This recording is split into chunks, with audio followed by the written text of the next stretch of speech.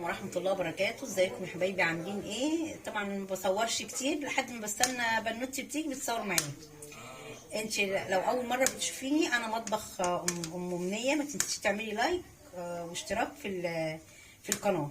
النهارده هنعمل حاجة جميلة قوي، والشتاء ابتدى والخضار بتاع الشتاء كله جميل جدا.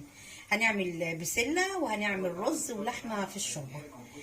طبعا انتوا عارفين البسله عباره عن ايه؟ جزر وبسله وبصل وطماطم، وبحط فيها ماجي. وهنبتدي نفتح البوتاجاز. انا اهو حطيت البصل اهو. دي سمنه في الحله. السمنه اللي في الحله، عشان انا عندي ما بيحبوش اللحمه في قلب الطبيخ. مش هنصفر البصل قوي.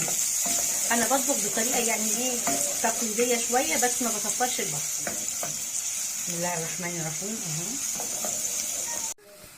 بحط وبغسلها. طبعا ما فيش حد ما بيغسلش حاجه.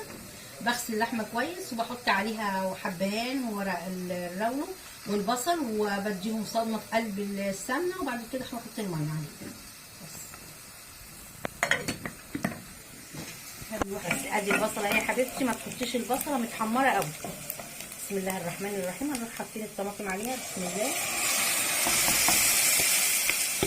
اكل كده على السريع كده وجميله، والخضار بتاع الشتاء كله مفيد جدا. يعني مره نعمل سبانخ، مره نعمل فاصوليا، مره نعمل بسله، لحد ما الشتاء يخلص. والقاس حاضر، هعمل لك القلقاس انا. يا جماعه يا بنات اهو. وبحط الماجي، وبحط معلقه سكر. ماشي، ماجي، وبحط معلقه سكر عشان الطماطم ما تعملش حموضه.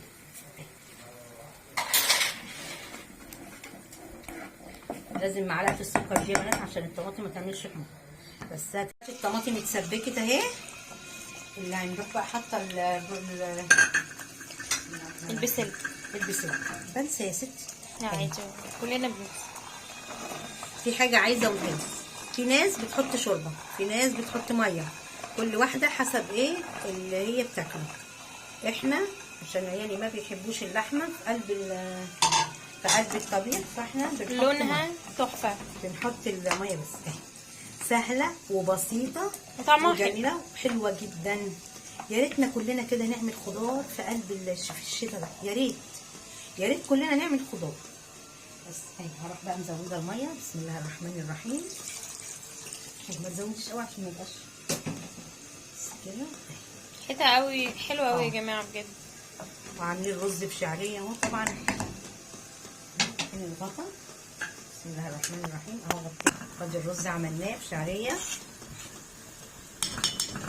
خلاص كده. بتاعتنا النهارده الرز والبسله والشوربه فيها اللحمه والمخللات. ما تنسوش بقى تعملوا الشير واللايك مش عارفه بقى اكمل الحته الاخرانيه. تشتركوا في القناه وتشتركوا في القناه.